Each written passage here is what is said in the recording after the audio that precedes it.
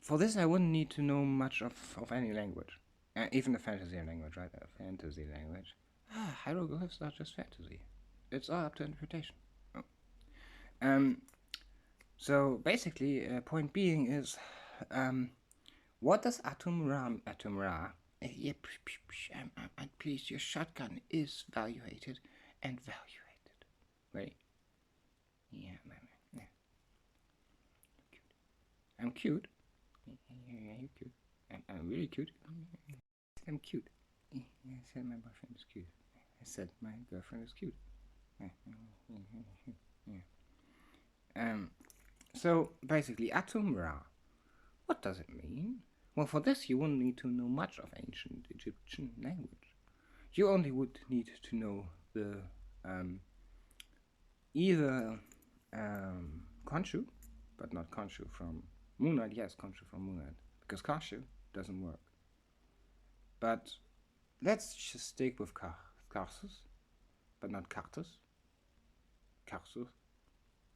Barset. Adira. None of importance here. None of that. The only three words you would need to know for Atum-Ra is the ba, the ka, the re, or the ra, and the most important one, the akh. Akh oder a. Genau. Akh is with females. A is with males. At is an evaluation of the ba to the ka, to at, which is ancient Egyptian knowledge. It really just works. It's obvious in syntax, right? Really? Oh, no. So, ba and ka.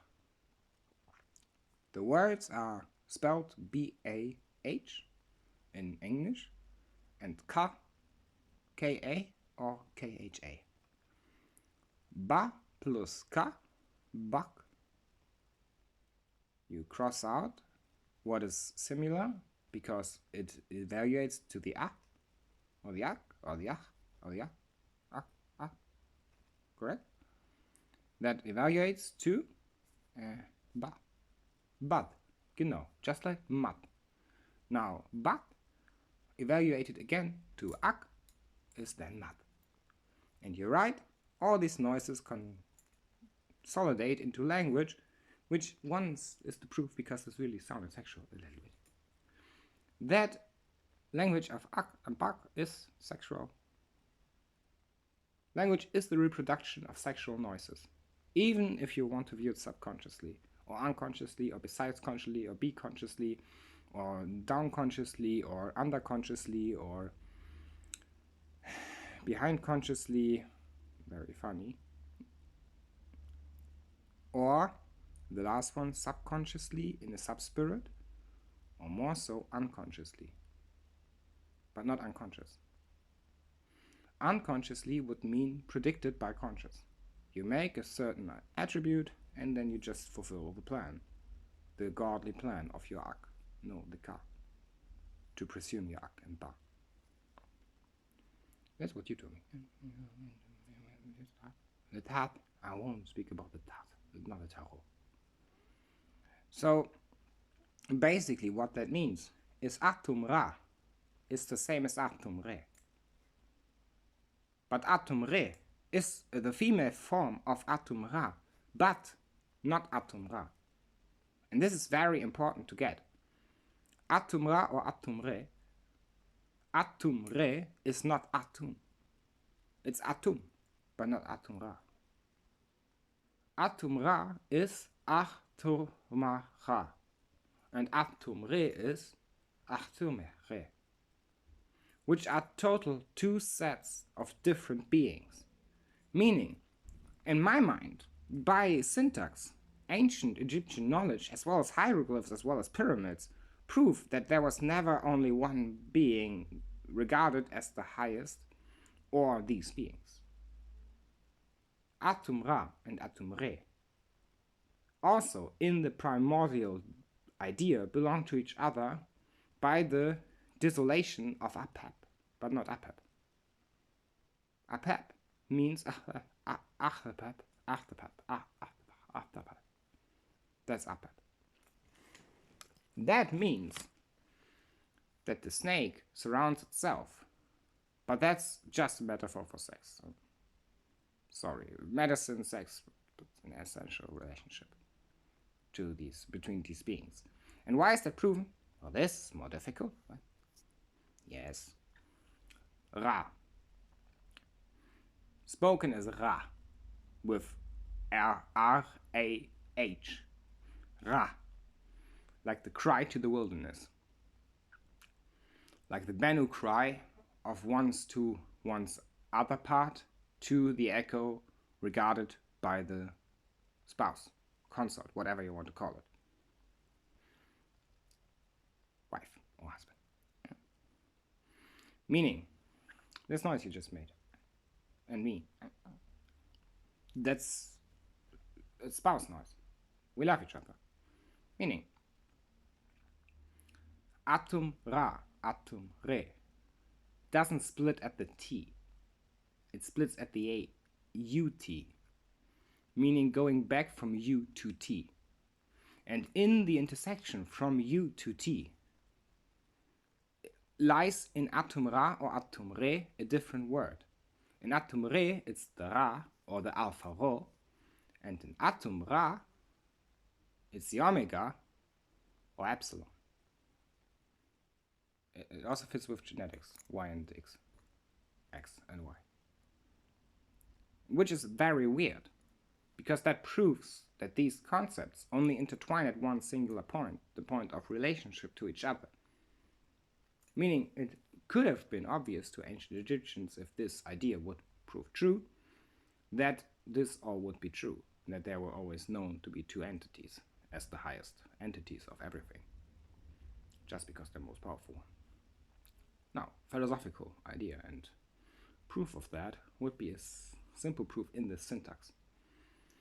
If it holds true that B, syntax, is the development of sexual inconsistency, meaning the relationship between each other, the word atum ra, if one singular being, would need to collide on more than one knowledge point to the degree of being knowledged to the other.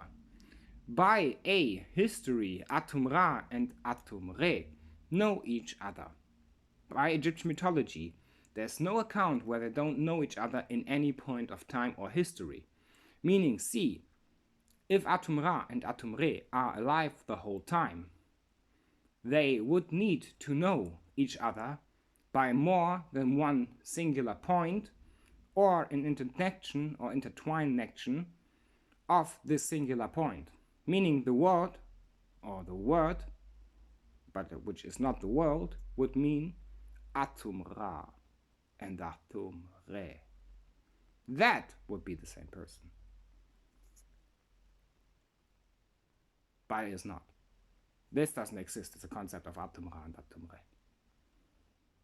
Meaning, if this three premises would hold true, you could still argue with them being dead and being killed by Osiris, Set, or anyone else. Now there's a big problem.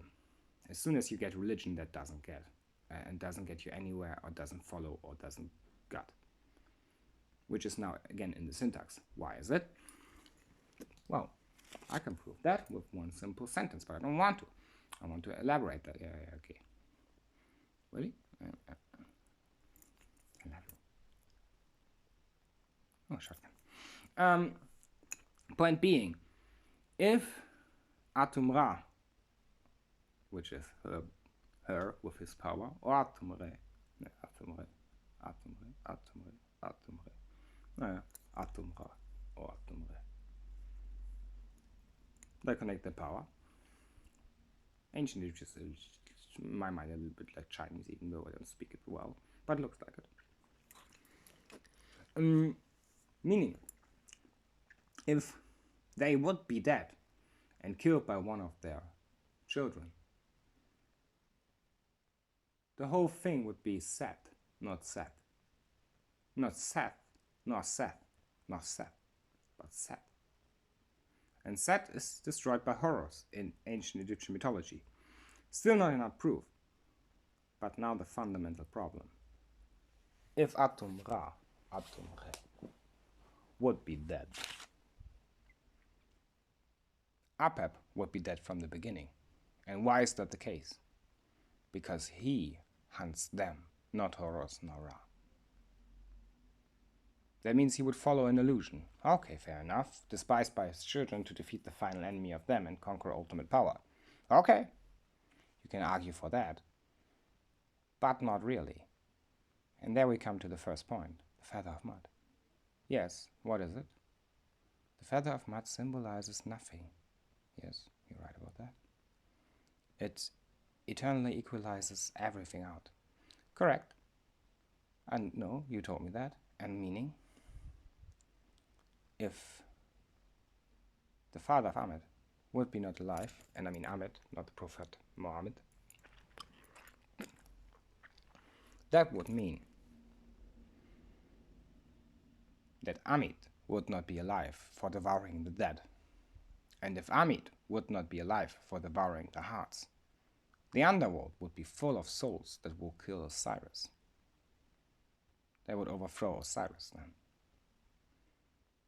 Because the vengeance in d-ra-akh, the Alpha Rho, better said, the Omega, better said, the ba, because the ka is not in connection by mud to the akh, would mean that Osiris wouldn't be killed by Set, or Seth, or Seth, or Seth, but by Set-Okaiba. The dead were vengeful. Thank you for listening. Thank you for listening.